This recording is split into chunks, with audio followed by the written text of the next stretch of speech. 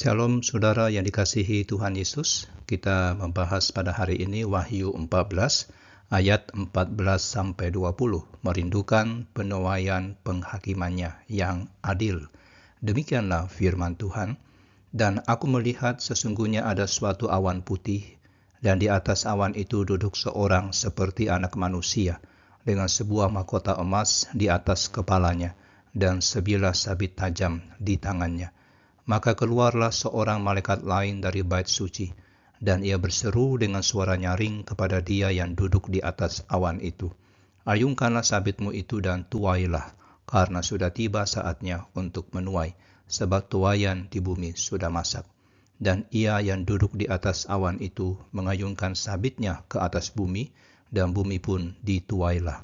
Dan seorang malaikat lain keluar dari bait suci yang di surga. Juga padanya ada sebilah sabit tajam, dan seorang malaikat lain datang dari mesbah. Ia berkuasa atas api, dan ia berseru dengan suara nyaring kepada malaikat yang memegang sabit tajam itu. Katanya, ayungkanlah sabitmu yang tajam itu, dan potonglah buah-buah pohon anggur di bumi, karena buahnya sudah masak. Lalu malaikat itu mengayungkan sabitnya ke atas bumi, dan memotong buah anggur di bumi, dan melemparkannya ke dalam kilangan besar, yaitu murka Allah. Dan buah-buah anggur itu dikilang di luar kota, dan dari kilangan itu mengalir darah. Tingginya sampai ke kekang kuda, dan jauhnya 200 mil. Saudara, nas ini menyajikan dua penglihatan yang menggambarkan penghakiman Allah pada akhir zaman melalui perumpamaan penuaian gandum, ayat 14-16, dan panen anggur, ayat 17-20. Bagian ini berfungsi sebagai kelanjutan dan penjabaran dari peringatan tentang penghakiman yang telah disampaikan sebelumnya dalam Wahyu 14 ayat 6-13. Penglihatan pertama menampilkan sosok seperti anak manusia yang duduk di atas awan putih dengan mahkota emas dan sabit tajam di tangannya. Sosok ini kemungkinan besar merujuk kepada Tuhan Yesus Kristus yang akan berperan sebagai hakim pada akhir zaman. Seorang malaikat muncul dari bait suci dan menyerukan kepadanya untuk menuai karena waktunya sudah tiba. Ayat 15-16. Para penafsir berbeda pendapat apakah penuaian ini melambangkan pengumpulan orang-orang kudus atau penghakiman atas orang-orang fasik. Nah saudara, penglihatan kedua menampilkan dua malaikat lain, satu membawa sabit tajam dan satu lagi keluar dari mesbah dengan kuasa atas api. Ayat 17-18. Malaikat dari mesbah menyerukan penuaian buah anggur yang telah masak sebagai respons terhadap doa-doa orang kudus untuk pembalasan.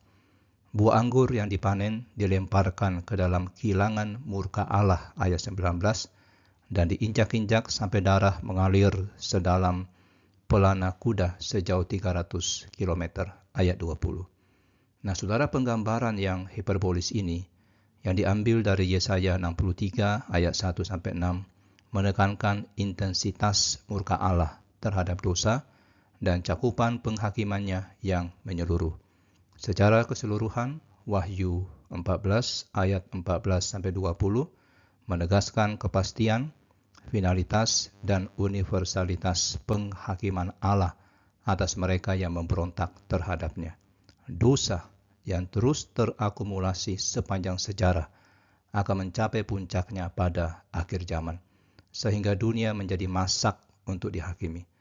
Penggambaran penghakiman ini diambil dari Yoel pasal 4 ayat 13 dan Yesaya 63 ayat 1-6 yang keduanya dengan jelas merujuk pada penghakiman Allah atas bangsa-bangsa yang berdosa.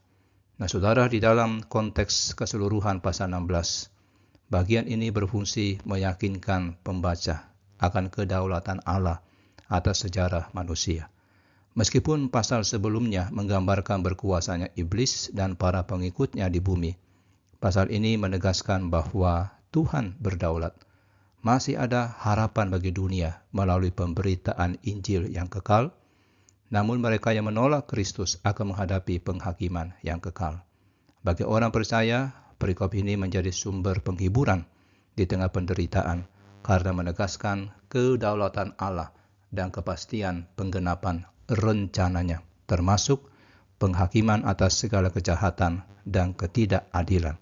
Mereka diajak untuk memandang sejarah dari perspektif eskatologis, di mana kemenangan Kristus sudah pasti meskipun kejahatan tampak berkuasa saat ini.